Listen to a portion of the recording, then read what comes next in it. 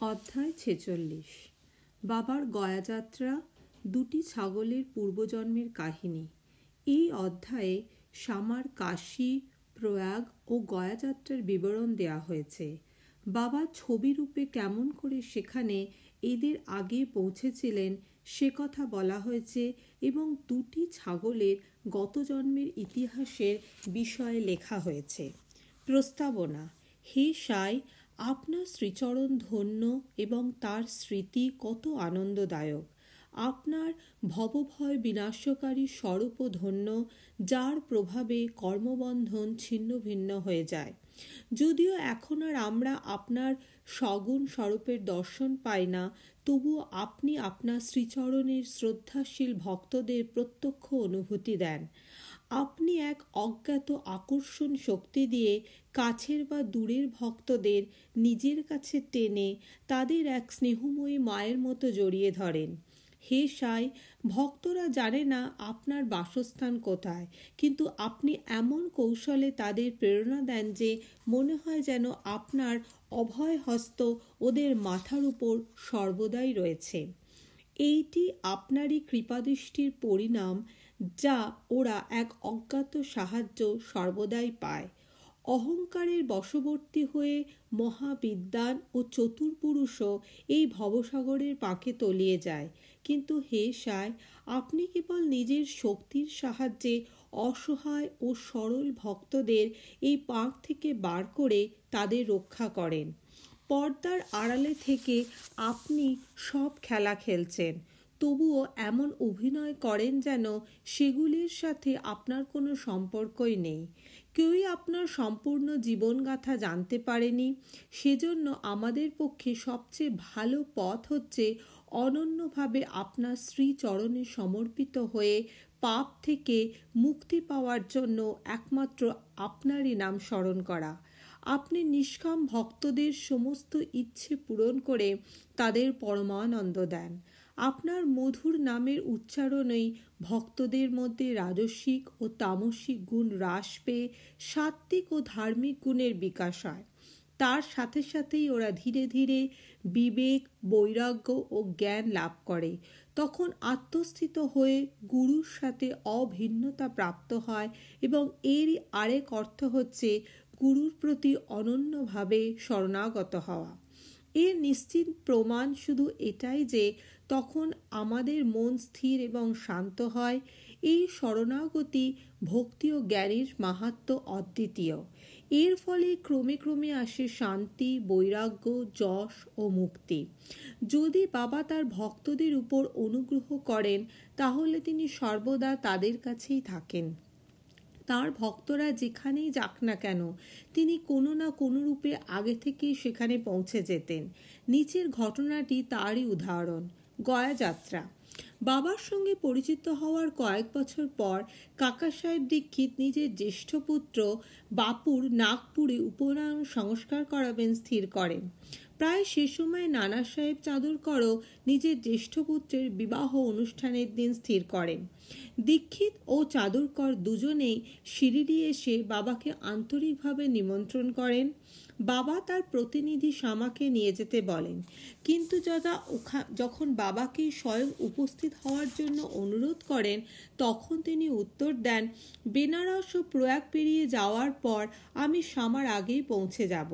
পাঠকগণ এই শব্দগুলি একটু মনে রাখবেন, কারণ এইগুলি বাবার সর্বজ্ঞতা বোঝাবে। বাবার অনুমতি নিয়ে শামা এই উৎসবগুলিতে যোগদান দিতে প্রথমে নাগপুর, গোয়ালিয়র এবং তারপর কাশী, প্রয়াগ ও গয়া যাওয়া স্থির করেন। আপ্পাকোতে শামার সঙ্গে যাওয়া ঠিক করেন। প্রথমে ওরা নাগপুরে পৌঁছান। সেখানে কাকা সাহেব দীক্ষিত শামাকে হাত খরচের জন্য 200 টাকা দেন। সেখান থেকে দুজনে গোয়ালিয়র যান। ওখানে নানা সাহেব চাঁদরকর 100 টাকা ও তার এক আত্মীয় শ্রী জাঠর 100 টাকা শামাকে দেন। এরপর ওরা কাশী পৌঁছান। সেখানে জাঠরের লক্ষ্মীনারায়ণ মন্দিরে এবং অযোধ্যাতে শ্রীরাম মন্দিরে ওদের সুন্দর আদর আপ্যায়ন করেন শ্রী জাঠরের ম্যানেজার। শামা ও কোতে অযোধ্যাতে 21 দিন এবং কাশীতে বেনারসে 2 মাস থেকে গয়ার জন্য রওনা হন। গয়াতে নাকি খুব প্লেগ হচ্ছে এই খবর ট্রেনে পেয়ে এদের একটু চিন্তা হয়। তবুও রাত্রিরে গয়া স্টেশনে নেমে ওরা একটা ধর্মশালায় গিয়ে ওঠেন।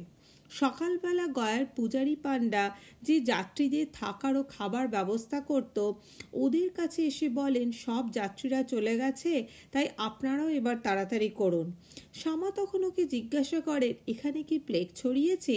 তাতে পান্ডা উত্তর দেয় না, আপনারা নির্বিঘ্নে আমার বাড়িতে এসে আসল পরিস্থিতিটা দেখতে পারেন।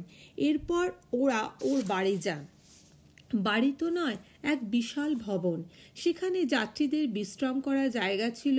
শ্যামাকে সেখানে থাকতে দেওয়া হয়। থাকার জায়গার সুবন্দোবস্ত দেখে শ্যামার খুব ভালো লাগে, কিন্তু বাড়ির সামনে এবং ঠিক মাঝখানে বাবার এক বড় প্রতিকৃতি দেখে শ্যামা আনন্দে ও আবেগে আত্মহারা হয়ে যান। বাবার শব্দগুলি মনে পড়ে যায়, আমি কাশী ও প্রয়াগ পেরিয়ে যাওয়ার পর শ্যামার আগে পৌঁছে যাব। শ্যামার চোখ থেকে জল পড়তে থাকে। ভাবাবেগে রোমাঞ্চিত হয়ে গলা রুদ্ধ হলো। কাঁদতে কাঁদতে ওর মুখ থেকে কোনো কথা বেরোয় না। শ্যামার এইরূপ অবস্থা দেখে পান্ডা ভাবে মনে হয় প্লেগের ভয়ে কাঁদছে, কিন্তু শ্যামা ওর কল্পনার বিপরীতে প্রশ্ন করে বসেন, বাবার এই ছবিটি তুমি কোথায় পেলে? তখন সে উত্তর দেয়, আমার মনমাডে ও পুতাম্বেতে দুদিন শো দালাল কাজ করে গয়া যাত্রীদের সুখ সুবিধা দেখবার জন্য। তাদের কাছে শিরিডি সাই মহারাজের খ্যাতির কথা শুনতে পায়।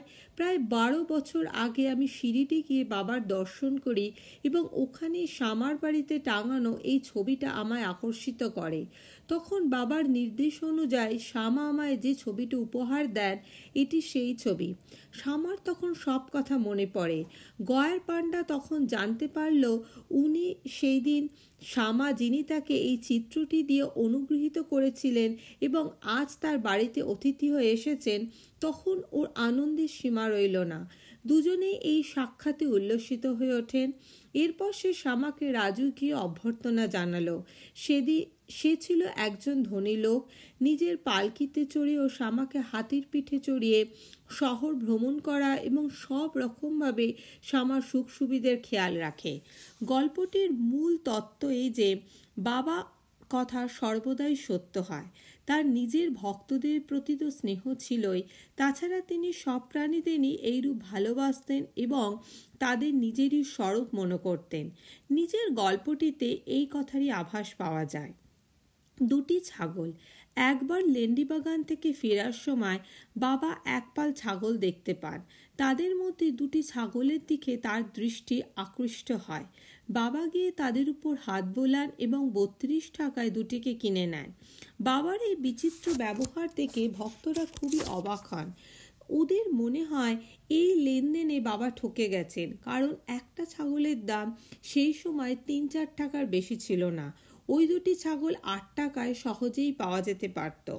বাবার তাই এ ব্যাপারে খানিক কথা শুনতে হলো, কিন্তু বাবা শান্ত হয়ে বসে রইলেন। এবার শ্যামা ও তাতেয়া ছাগল কেনার কারণ জিজ্ঞাসা করায় বাবা উত্তর দেন, আমার কোনো ঘর সংসার বা স্ত্রীপুত্র তো নেই, দাদের জন্য টাকা জমিয়ে রাখতে হবে। তারপর তিনি 3-4 সেল ডাল কিনে ছাগল দুটিকে খাওয়ান। খাওয়ানো দাওয়ানো শেষ হলে তিনি ছাগল দুটিকে তাদের মালিকের কাছে ফিরিয়ে দেন। তারপর তাদের পূর্বজন্মের কাহিনী বলেন। শ্যামা, তাতেয়া, তোমরা ভাবছো আমি ঠকে গেছি, কিন্তু তা নয়। এদের কাহিনী শোনো। গত জন্মে এরা সহোদর ভাই ছিল এবং প্রথমে এদের মধ্যে পরস্পরের প্রতি খুবই ভালোবাসা ছিল, কিন্তু পরে একজন অন্যজনের কঠোর শত্রু হয়ে দাঁড়ায়। বড় ভাই অলস প্রকৃতির ছিল, কিন্তু ছোট ভাই খুবই পরিশ্রমী এবং যথেষ্ট ধন উপার্জন করেছিল। তাই বড় ভাই ছোট ভাইকে হিংসে করত এবং তাকে মেরে তার ধন সম্পত্তি আত্মসাৎ করা স্থির করে। ওরা নিজেদের সম্বন্ধের কথা ভুলে বিশ্রীভাবে লড়াই ঝগড়া করত। বড় ভাই অনেক চেষ্টা করে, কিন্তু ছোট ভাইকে মারতে পারে না। শেষে একদিন ছোট ভাইয়ের মাথায় লাঠি দিয়ে মারে। তখন ছোট ভাইও কুড়ুল দিয়ে বড় ভাইয়ের মাথা ফাটালো। দুজনের তৎক্ষণাৎই মৃত্যু হলো। তারপর নিজেদের কর্ম অনুসারে ওরা ছাগল হয়ে জন্মায়। ওরা যখন আমার পাশ দিয়ে যাচ্ছিল তখন আমার ওদের পূর্ব ইতিহাস মনে পড়ায় দয়া হয়, তাই ওদের কিছু খাইয়ে দাইয়ে একটু আনন্দ দিতে ইচ্ছা হয়। কিছু টাকা তাই খরচ হয়ে গেল, আর তোমরা সেজন্য আমায় বকছো। তোমাদের এই লেনদেন ভালো লাগলো না বলে আমি ওদের মেষপালককে ফেরত দিয়ে দিলাম। শ্রী সাইনাথার্পণ নমস্তু, শুভম ভবতু।